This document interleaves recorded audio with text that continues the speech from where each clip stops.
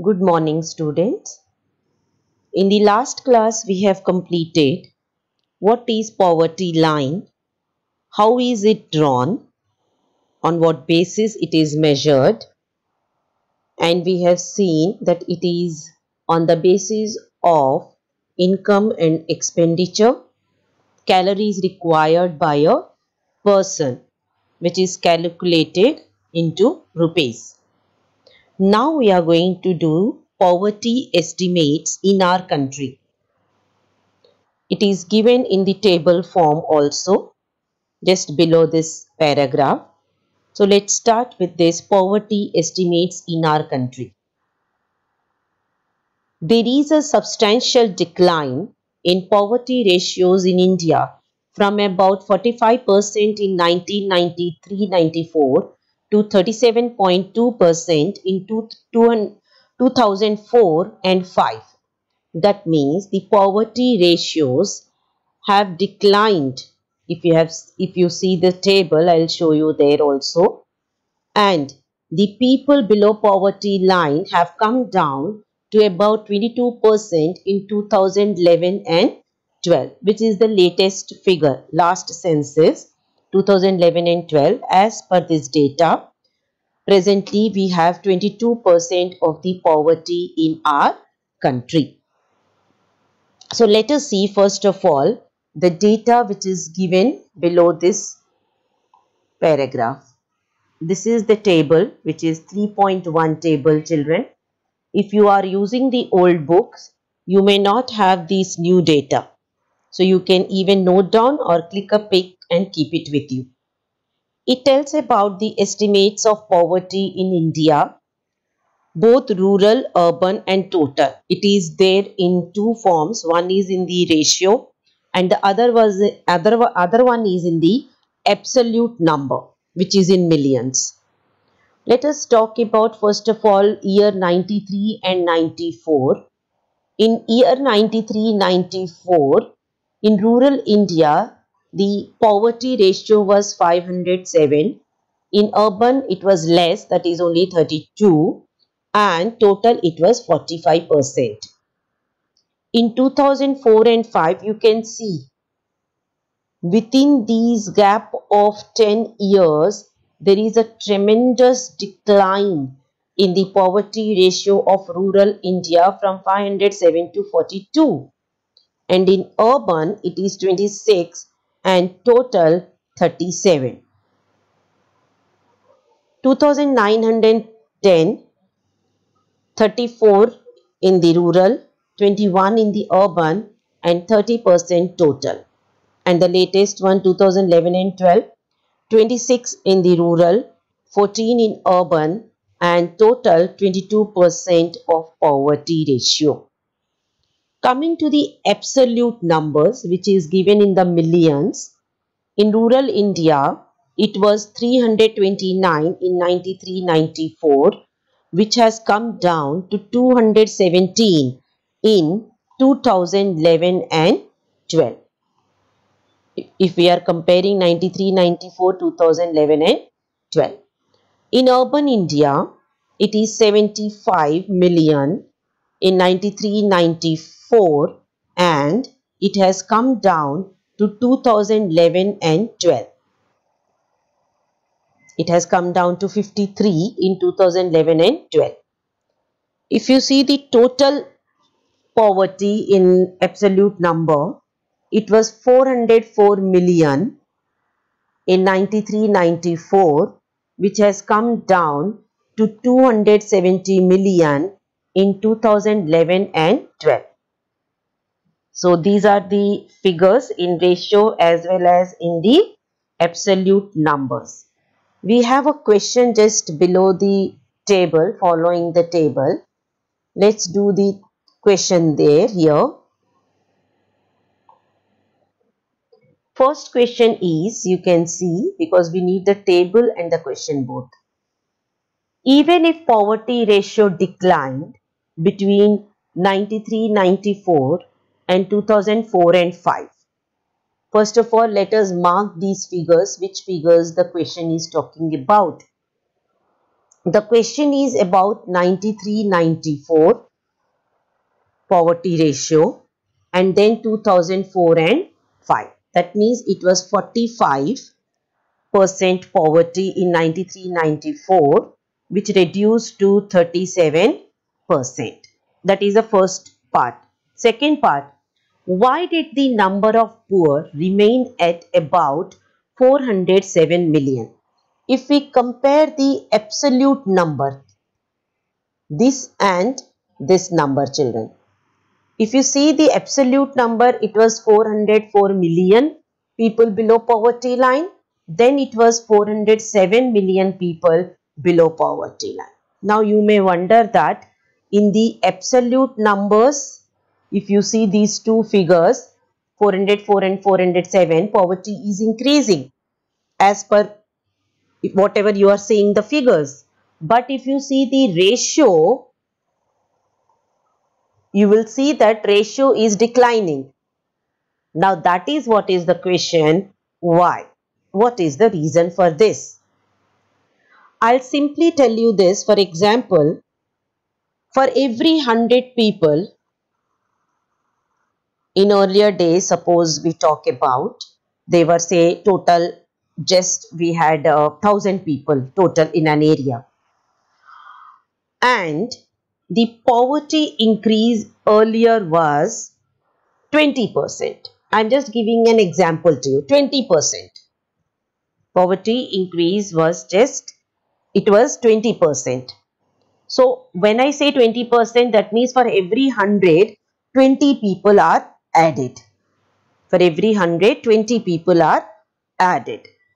So you add for 1,000, how many people will be added? If I am saying for every 100, 20% means 20 people are added. Or you can say in other manner, when I say 20% poverty, for every 100, in every 100, 20 people are poor. In every 100, there are 20 people who are poor.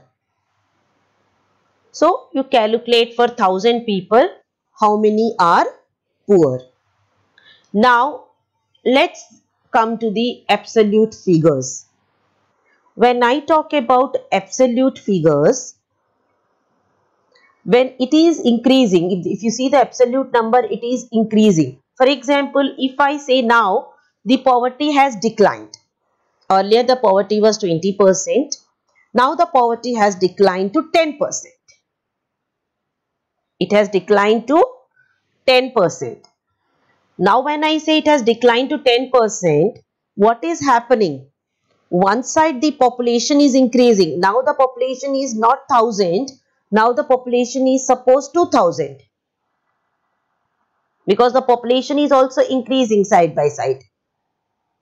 So when I say 10% people are added, that means for every 100, 10 people are added. So now you calculate, if there are 2,000 people, because the population has increased from 1,000 to 2,000 or 3,000, if you add 10 people for every 100, definitely the total figure will be more. That is why in absolute, but in poverty, when in ratio, if I am writing, I'll write there was 20% poverty earlier and now there is 10% poverty. If I have to write in the percentage wise, I'll write in that way that there was 20% poverty earlier and now it has declined to 10%. But what happens in the absolute number? In the total figures, it will show more because the total population is also increasing on one side. So even if 10 people are added to every 100, if the total population is 2,000 or 3,000 people, the total number will be more. That is why it is shown in this manner. Then, are the dynamics of poverty reduction the same in rural and urban India? The pattern which is shown here for rural and urban India, do you think the decline of poverty ratio is same in rural and urban India? If you see, answer is no, because if you see these two figures, you will say that in rural India, the poverty ratio has come down more. There is tremendous decline in the poverty ratio from 507 to 42. 507 to 42, the decline in ratio. So it is a tremendous decline, but whereas if you see in urban India, it has declined, but the decline is not that much as in the rural India. So the dynamics of poverty reduction is not same in rural and urban India. That is the answer over there. Now we come to the, that is what we were doing the poverty estimates. So you don't have to learn anything, children, from the table. If at all the questions will be asked, it is same as 10th class pattern which I am telling you. The table will be given to you and then the questions will be asked on the basis of the table. So you don't have to learn anything. What you have to learn is only one figure, that is, at present, what is the poverty ratio? At present, what is or how much is the poverty ratio in our country? And that is your 22%. Only this figure you have to learn, which is given here, 22%. That's it. Okay. So let's now proceed with the next topic over there, and that's your vulnerable groups. Children, in the last video, I have told you what is the meaning of vulnerable groups. Vulnerable groups means those groups or those part of the society which gets more affected whenever there is any kind of emergency, calamity, price rise. They are the people mainly who get affected. So who are those people? That is what we are doing. So the proportion of the people below poverty line is not same for all social groups and economic categories. They are not same. If you see all the sections of the people in our country, in our society, all are not equal. Some are very rich, some are very, very poor also. So let us see who are those social and economic groups which are vulnerable to the poverty. So if you are asked a question, you will be asked separately. Name the social vulnerable groups and name the economic vulnerable groups. Social vulnerable groups and economic vulnerable groups. So, first of all, we'll do social groups. Now, what do you mean by social groups? In our society, as per our maybe religion or by the caste, who are the people who suffer more or who are the people who are below the poverty line? If we see in our society, the most vulnerable groups of poverty are scheduled caste and scheduled tribes. These are the households, scheduled caste households and scheduled tribe households who are below the poverty line. Now the reason that why they are below the poverty line, it is because in the past, you have studied in history also in the lower classes, that in the past these classes were deprived of any kind of facilities and the rights. Scheduled caste and tribes were separated from the rest of the society. They were even not allowed to live among the society. They were not allowed to even get the education, because of which they remained poor.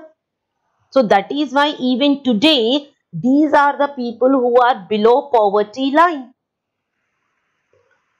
In the same manner, if you see in among the economic groups, now economic groups means income wise, if you talk about income wise, as per the work done by the people, that is economic groups. So as per the work done by the people, as per their income, the most vulnerable groups are the rural agricultural labor households. What do you mean by rural agricultural labor households? those who are landless labor. We have done in the last chapter also with the stories of Sivaraman and the other people. So, rural agricultural labor or the landless farmers, they are the economically poorer sections in the rural India, in the villages. If we talk about the urban India, that is in the cities and towns, it is the casual labor. Now, what do you mean by casual labor? Those who are unskilled labor and they are ready to do any work. For example, the vegetable vendors or the fruit vendors, the cobblers, barbers, rickshaw pullers. These are, or you might have seen the labor at the construction site. All these people are called as casual labor households. So economically, that is income wise, who are the poorer sections of our society? They are rural agricultural laborers, that is the landless labor in the rural India, and in urban India it is the casual laborers who are the unskilled labor who do all sorts of work. So these are the people who are socially and economically poor. Now again a table is given. Let us see that average people below poverty line for all groups in India is 22. We have seen that in earlier table 3.1 that there is 22% of the people of whole country are below the poverty line. So out of this 22%, if we take this again as 100%, so out of the 100% of the poor people, when we talk about, it is the 43 out of 100 people, they belong to scheduled tribes. That means 43% out of the 100% of the poor people, 43% of the people are below poverty line. Who are those? Those people are scheduled tribes. Now, who are scheduled tribes? There is a difference between scheduled caste and scheduled tribes. Scheduled tribes are the people generally they live away from the societies. Mainly they are deprived of any kind of the civilization. They are not civilized people as per the society norms. So they live far away from the society. For example, they live in the maybe the forest areas. They live in the such areas where the general people are not able to reach. Even the government is not able to reach. They are not given any kind of facilities. Such people are scheduled tribes. So these people, more of these people are below poverty line because they are not living in the society. For example, if a poor person is living in Delhi, there is a chance that he is able to come out of the poverty by getting the facilities which are given by the government. He can make use of the PDS system. He can send his children to the government school. He can get the medical facilities from the government hospitals and he is able to come out of the poverty because there is so much of work to be done in the cities. But when we talk about scheduled tribes who are living in the forests or such desert areas or such regions where even the government machineries are not able to access. So they don't get these facilities. They are not civilized. They don't even know what is education. They don't even know to wear even proper clothes. They don't even have the proper houses. Such kind of scheduled tribes. So they are the one who are more poor. Similarly, now these figures you have to learn, children. 43 out of 100, that is 43% of the people who are poor, they are from scheduled tribes, 43%. Then we have the next category, 34% of casual workers in urban areas are below poverty line. So casual workers, 34% of the casual workers are below poverty line. And in the rural areas, 34% is for both, is in rural areas as well as in the urban. Coming to the scheduled caste, 29% of the scheduled caste are also poor. Now, scheduled caste are the people who are little better than scheduled tribes. Why scheduled caste people are better? Because they live with the other people in the cities and the villages. So they are not completely away from the society. They are a part of the society, but they are not given the privileges in the past. That is why they remained as poor. But you can see their percentage is now improving. So many people are coming above the poverty line. Their percentage below the poverty line is less than the scheduled tribes. It is because they are able to get the facilities now in the cities and the villages which are given by the government. For example, now the government schools cannot deny taking a scheduled caste child into the school. No scheduled caste person will be denied to access for any government services. They can get all the government services. So that is why now they are able to come out of the poverty. So let's see even the table which is given below this, which explains the same figures which are given here.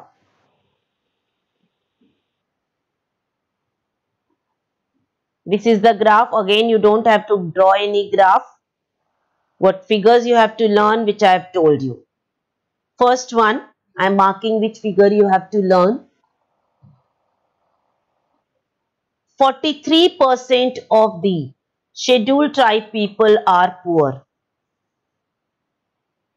43% of the scheduled tribe people are poor. If you talk about scheduled caste, 29% of the scheduled caste people are poor. That means out of every 100 scheduled tribe people, 43 people are poor. In the same way, out of every 100 scheduled caste people, 29 people are poor, below poverty line. And then you have to learn this total average Indian poverty ratio, which is 22%. Only these three figures you learn, children. Only these three figures you have to learn. Why? Because you have to tell from this graph that who are more poor among all the socially and economically backward classes. If you see all these figures, even the casual labor farm or casual labor the casual laborers who are not working in the fields. If you see all the figures, all the four categories, that is two economic and two social categories, you will see that it is only the scheduled tribes who are more poor. It is because, as I told you, they don't get any facilities because they live far away from the society. Many of them are still living in the forests, because of which they are not getting any facilities. That is what is given here. If you can see this first paragraph here, children. Some recent studies have shown that except for scheduled tribes, all other three groups, that is your scheduled caste, rural agricultural laborer and the casual urban labor, have seen a decline in poverty, which we have seen in the graph. Their poverty has declined, but in scheduled tribes, poverty has not declined that much. The reasons I have already done. Okay. Coming to this, apart from the social groups. Now, just now we studied that some of the social groups are poor. We studied that some of the economic groups are poor. But you know, sometimes it happens that a family, let us take a family, say scheduled caste family, which is below poverty line. In that scheduled caste family which is below poverty line, it's not necessary that the whole family is suffering. No. Whatever the income coming in that family, it is unequally distributed. That means it is not equally distributed, unequally distributed. Inequality is seen. among the within the family also. So for example, there is a family of 6 people, 2 elders and 4 children. Out of the 4 children, there are 2 boy children and 2 girl children. Or we can say 1 girl child, 1 boy child, and the parents, old age parents are there. And the family is poor. Who are the most, we can say, who are the poorest of the poor? They are poor, but who is the poorest of the poor in the family? It's not that male person, not the boy child. It is the old parents who suffer more. It is the female child who suffers more, because suppose if they get an opportunity to send the child to school, out of the boy child and girl child, they will prefer the boy child to send to the school. Because they are below poverty line, they cannot afford to send both the children to the school. So they will send only the boy child to the school. So that is how the female infants, elderly people and the women, they are the more sufferers. So what do we call these people as? In the same family which is below poverty line, it is the women, elderly people and the female small children who suffer more. So we call these people as poorest of the poor. I am repeating, they are the one who are poorest of the poor. Now to tell about this, who are the poorest of the poor, there is a story given over here, which is the story of a person known as Sivaraman. Sivaraman lives in a small village near Karur town in Tamil Nadu.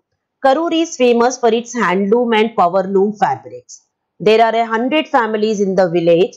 Sivaraman, an cobbler by caste, now works as an agricultural labourer for rupees 160 per day. So this person lives in a village and he is earning only 160 rupees per day.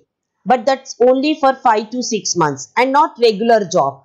He is getting only irregular work only for few months. He is getting the work and he is able to earn only 160 rupees in that 6 months. So that means rest of the months he is not doing any work. But that's only for 6 months. At other times he does odd jobs in the town. Sometimes if he doesn't get any work on the fields, he gets some odd job. Sometimes he doesn't get work also. His wife Shashikala too works with him. His wife also works with him. She can rarely find work, but she is not again regularly finding the work.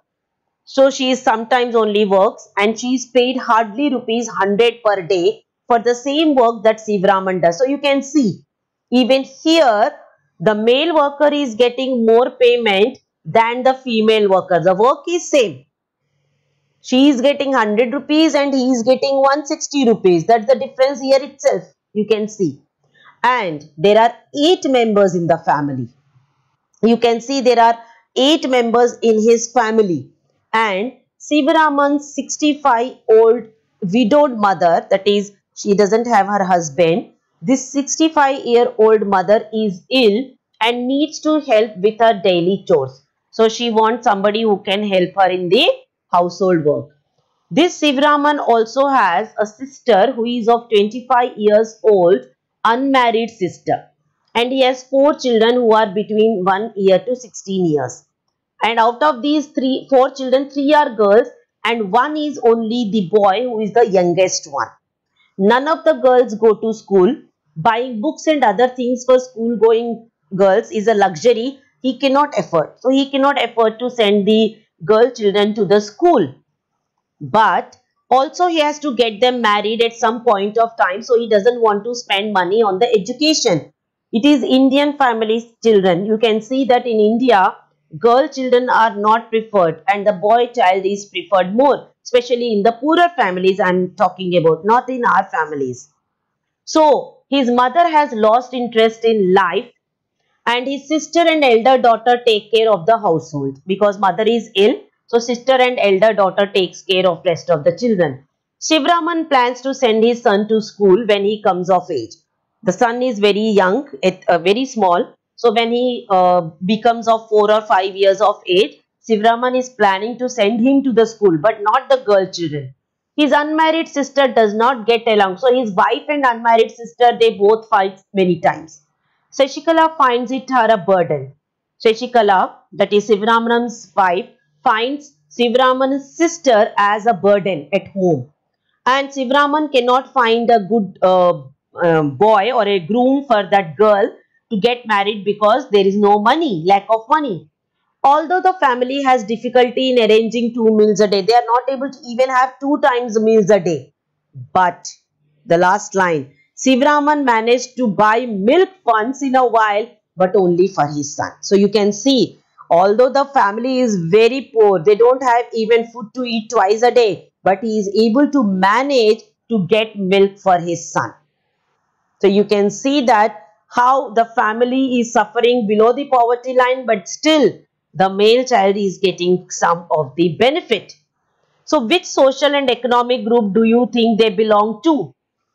They belong to, you can see in that picture there is a given there where you can see that they are landless farmers as given in the description also. Economic group is landless farmer, social group is scheduled caste. Who are the earning members? Husband and wife, Sivaraman and his wife. What is the condition of the old people in the family? Mother is very poor. She is sick and she wants to die. Are all the children attending schools? No. But Sivaraman is planning to send his boy child to the school. So you can see who are the poorest of the poor. It is the females, elderly and the small girl infants. They are the poorest one children. So that's all for today, children. In the next class, we'll start with the interstate disparities. Have a good day.